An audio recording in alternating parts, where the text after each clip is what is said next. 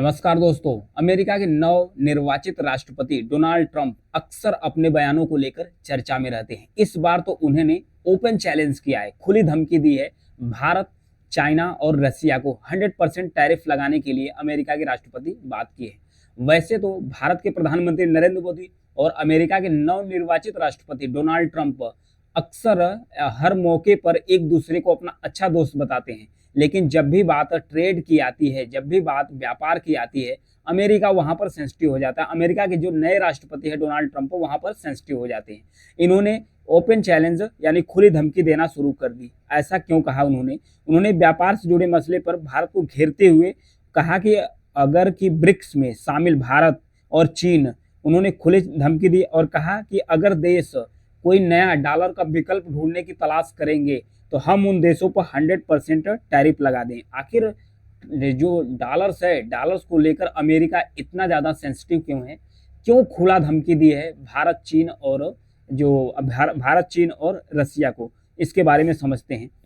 America के जो नवनिर्वाचित राष्ट्रपति हैं डोनाल्ड ट्रंप, इन्होंने कहा अगर ब्रिक्स देश अमेरिकी डॉलर की जगह किसी दूसरी करेंसी में अगर ट्रेड करते हैं, व्यापार करते हैं, तो उन्हें अमेरिका की बाजार में अपने प्रोडक्ट्स को बेचने में विदा लेना पड़ेगा। यानी कि अमेरिका की बाजार में मैं उनका प्रोडक्ट्स बेचने नहीं दूंगा। कैसे बेचने नहीं देंगे? क्योंकि इन्होंने कहा कि मैं 100% टैरिफ लगा दूंगा। जब 100% टैरिफ लगा देंगे तो जाहिर सी बात है, कोई भी देश अगर अमेरिका में अपना सामान बेच रहा है तो उसकी सामान दोगुनी हो जाएगी, तो अमेरिकी मार्केट्स में उसकी डिमांड हो जाएगी एकदम से कम। जब अमेरिकी मार्केट्स में डिमांड एकदम से कम हो जाएगी तो जाहिर सी बात है कि जो व्यापार है उसमें घाटा होना शुरू हो जाएगा। जब जो देश को घाटा होना शुरू होगा तो वो भी देश अपना क्या करेंगे, जो व्यापार है, जब व्यापार घाटा होंगे तो अमेरिका की बात मानना ही पड़ेगा। तो आखिर ऐसा क्यों हो रहा है?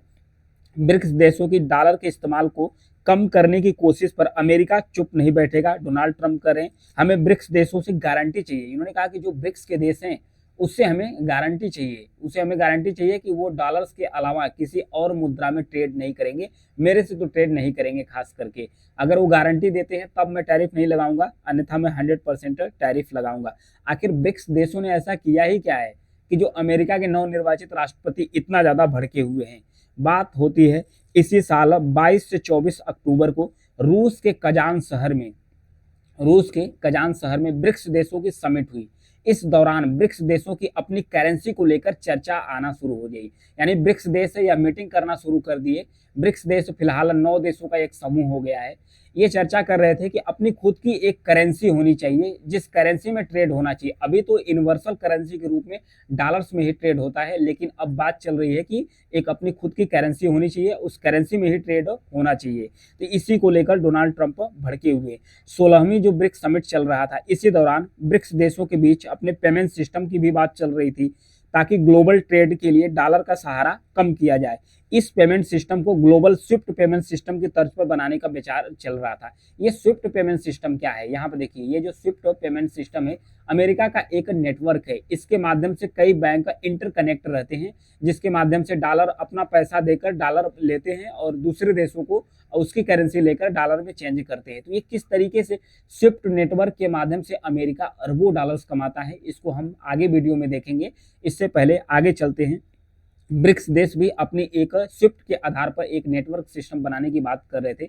इवन भारत ने तो अपना जो यूपीआई सिस्टम है इसको पेश किया कि भारत का जो यूपीआई सिस्टम है इसको लेकर ट्रेड किया जा सकता है, कि मतलब अन्य देश से यूपीआई से कनेक्ट हो जाएं और अपना ट्रेड कर सकते हैं।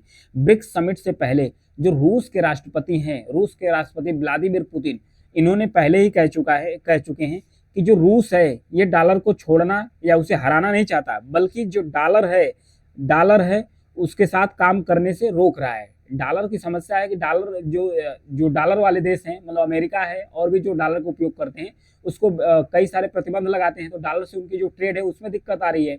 इसलिए रूस की मजबूरी हो जाती है कि रूस किसी अन्य करेंसी के ऊपर बात करे। डॉलर की वैल्यू को कम करने के लिए ब्रिक्स देशों की इन्हीं कोशिशों पर ट्रंप काफी भड़क चुके हैं।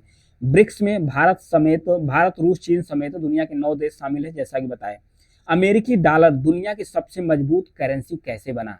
चर्चा हो रही है ना कि भाई जो अमेरिकी डॉलर्स है दुनिया की सबसे मजबूत करेंसी आखिर बना कैसे, इसके बारे में समझते हैं। मान लीजिए भारत को पाकिस्तान की करेंसी पर भरोसा नहीं, ये हो गया इंडिया, ये हो गया पाकिस्तान। भारत को पाकिस्तान की करेंसी पर भरोसा नहीं है और पाकिस्तान को इंडिया की करेंसी पे भरोसा नहीं, तो ये देश करेंगे क्या, एक दूसरे की करेंसी में ट्रेड करेंगे ही नहीं। तो इन्हें चाहिए एक तीसरी करेंसी, तो तीसरी करेंसी के रूप में ये इस्तेमाल करते हैं डॉलर्स। ये किसका इस्तेमाल करते हैं, डॉलर का इस्तेमाल करते हैं। ऐसी ही समस्या 1944 में उत्पन्न हुई। 1944 में समस्या ऐसी उत्पन्न हुई, भारत पाकिस्तान की तरह दुनिया के कई देशों में ऐसी समस्या उत्पन्न होकर आई। तो तमाम देशों ने मिलकर डॉलर को एक बेस करेंसी बनाया, यानी भारत पाकिस्तान से डॉलर में कारोबार करेगा, क्योंकि उसे पता है कि अमेरिका का जो डॉलर्स है ये कभी डूबने वाला नहीं है। इसलिए जरूरत पड़ने पर अमेरिका डॉलर के बदले में हमें सोना भी दे देगा। ये व्यवस्था करीब 3 दशक तक चलती रही। 3 दशक तक ये व्यवस्था इसी प्रकार चलती रही। डॉलर दुनिया की तब तक सबसे सुरक्षित करेंसी भी बन चुका था। 1970 के दशक में 1970 के दशक के शुरुआती समय में देशों ने डॉलर्स के बदले सोने की मांग ज्यादा कर दी। ये देश अमेरिका को डॉलर देते थे और उसके बदले में सोना लेते थे। अमेरिका को डॉलर देते थे, सोना लेते थे। इससे अमेरिका का जो सोने का भंडार है ये खत्म होना शुरू कर दिया। जब अमेरिका का सोने का भंडार खत्म होना शुरू कर दिया तो 1971 में यानी 1971 में अमेरिका के राष्ट्रपति थे निक्सन, इन्होंने डॉलर को सोने से अलग कर दिया। इसके बावजूद देशों ने डॉलर में लेन देन जारी रखा, क्योंकि तब तक डॉलर दुनिया की सबसे सुरक्षित करेंसी बन चुका था। डॉलर की मजबूती की एक और भी बड़ी वजह थी। दरअसल 1945 में 1945 में अमेरिका के जो राष्ट्रपति हैं रूजवेल्ट, इन्होंने सऊदी अरेबिया के साथ एक करार कर लिया। एक उन्होंने ट्रीटी साइंस कर ली। ट्रीटी साइंस करने के बाद उन्होंने कहा कि सऊदी अरेबिया अगर सिर्फ किसी देश को भी तेल बेचता है, अगर सऊदी अरेबिया मान लो किसी देश को तेल बेचता है, चाहे भारत हो पाकिस्तान, किसी देश को तेल बेचता है, अगर मात्र सिर्फ डॉलर में ही तेल बेचेगा तो अमेरिका सऊदी अरेबिया का सुरक्षा करेगा। सऊदी अरेबिया के जो बॉर्डर्स एरिया है सबकी सुरक्षा, सऊदी अरेबिया की सुरक्षा की जिम्मेदारी अमेरिका लेता है।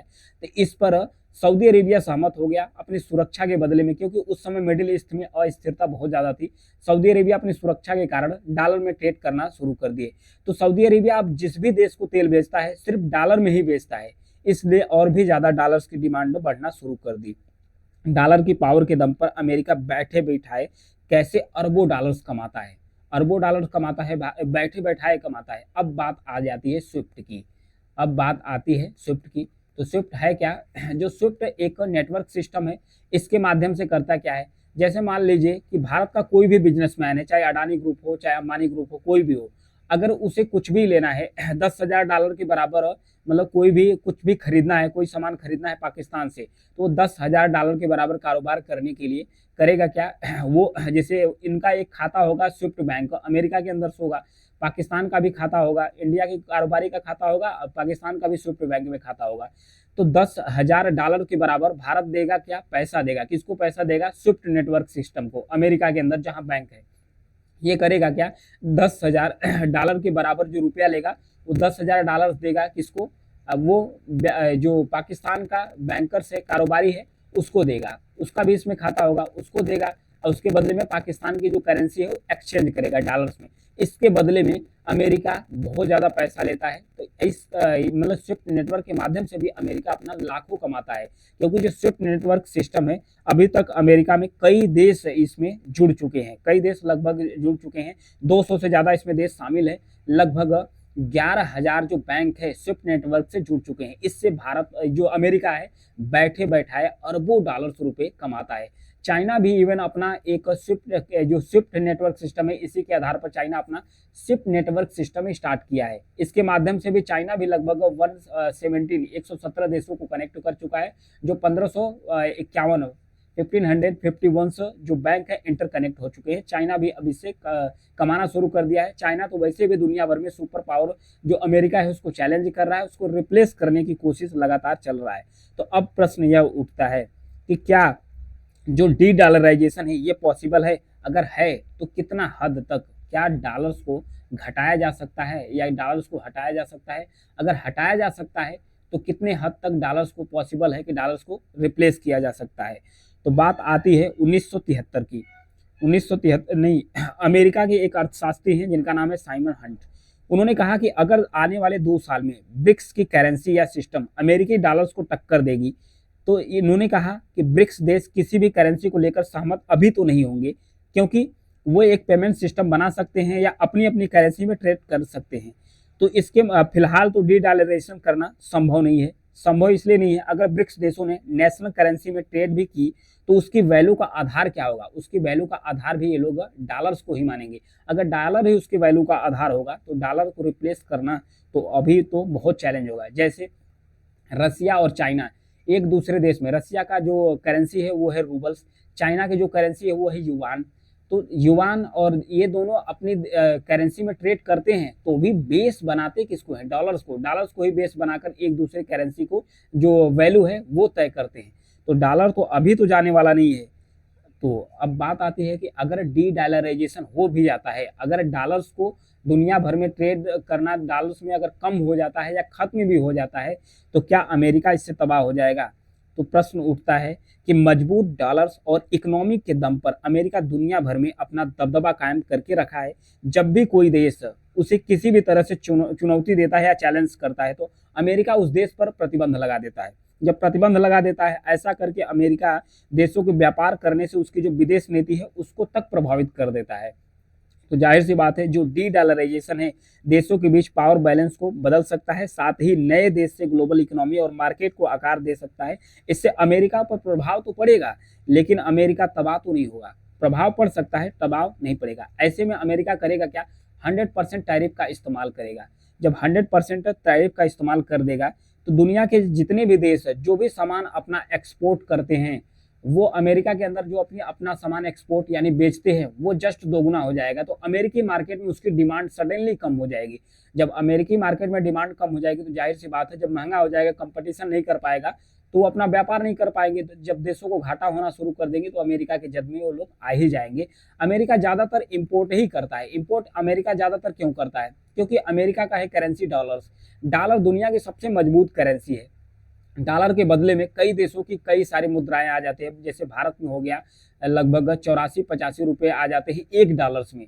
तो अमेरिका चाहेगा कि अपना $1 देगा तो मान ले 4-5 डॉलर दे दिया तो 400-500 रुपये की जो भारतीय सामान है वो आसानी से खरीद लेगा। तो अमेरिका को तो सस्ता पड़ता है क्योंकि डॉलर उसका मजबूत है। जब अमेरिका को सस्ता पड़ता है तो अमेरिका सस्ते में खरीदता है, अपने मार्केट्स में चलाता है।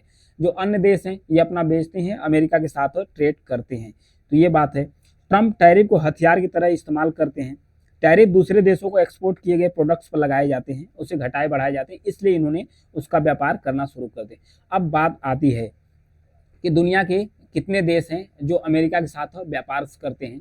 लाख करोड़ में सबसे ज़्यादा अमेरिका का व्यापार होता है मैक्सिको से, जिसमें 40.21 लाख करोड़ रुपए का व्यापार होता है। फिर दूसरे स्थान पर चीन आता है, कनाडा है, फिर Germany, Japan, south Korea, Vietnam, Taiwan और भारत आता है। अंततः भारत का व्यापार कितना होता है? अमेरिका से 7 लाख करोड़ से भी ज़्यादा का ट्रेड अमेरिका से भारत का होता है। भारत कौन कौन सामान का एक्सपोर्ट करता है कहाँ पर? अमेरिका के अंदर। तो भारत फल सब्जियों के अलावा रत्न, मोती, metal products, electronics item, pharmaceutical products, mineral fuel oils, irons और steel products, textiles, organic chemicals, coffee, चाय, मसाले, एग्रीकल्चर प्रोडक्ट्स, इन सब सारे चीज़ों को भारत एक्सपोर्ट करता है अमेरिका के अंदर। जाहिर सी बात है अगर टैरिफ 100% अमेरिका लगा देता है तो इसका असर इंडिया पर क्या होगा? भारत पर इसका असर क्या पड़ने वाला है? जाहिर सी बात है असर तो पड़ेगा ही, क्योंकि भारत अपना जो 17% जो विश्व में भारत का व्यापार होता है उसका 17% जो ट्रेड होता है, विदेशी ट्रेड होता है, भारत का फॉरेन ट्रेड होता है वो यूएसए के साथ होता है, अमेरिका के साथ। यानी 17% जो भारत का विदेशी व्यापार होता है सिर्फ अमेरिका के साथ होता है। अगर सडनली अगर 100% टैरिफ लग जाती है तो भारत का जो प्रोडक्ट्स हो जाएगा वो 2 टाइम्स यानी 2 गुना महंगा हो जाएगा। जो 2 गुना महंगा होगा तो अमेरिकी मार्केट में उसकी डिमांड कम हो जाएगी। तो भारत जब बेचेगा नहीं तो भारत के पास पैसा नहीं आएगा, तो भारत की जो इकोनॉमी है वो जरूर से एकदम स्लो डाउन कर जाएगी, मतलब डाउन होना शुरू कर देगी। तो इससे भारत पर तो असर तुरंत पड़ने वाला है। जो अमेरिका ट्रेड करता है इसकी वजह से भारत पर असर पड़ेगा। 2024 में अमेरिका ने भारत से करीब 18 मिलियन टन चावल का इंपोर्ट किया था। ऐसे में अमेरिका 100% टैरिफ लगाता है तो जो अमेरिकी मार्केट से वहाँ पर चावल की डिमांड भी कम हो जाएगी, तो भारत पर असर पड़ेगा। अगर डी डॉलराइजेशन होता है तब भी, अगर ट्रंप जो 100% टैरिफ की बात कर रहे हैं वो भी अगर लगा देते हैं तो भी असर पड़ने वाला है। देखने वाली बात यह है कि जब ट्रंप अपनी सत्ता संभालते हैं तो किस तरीके से उनकी फॉरेन पॉलिसी चलती है। Thank you.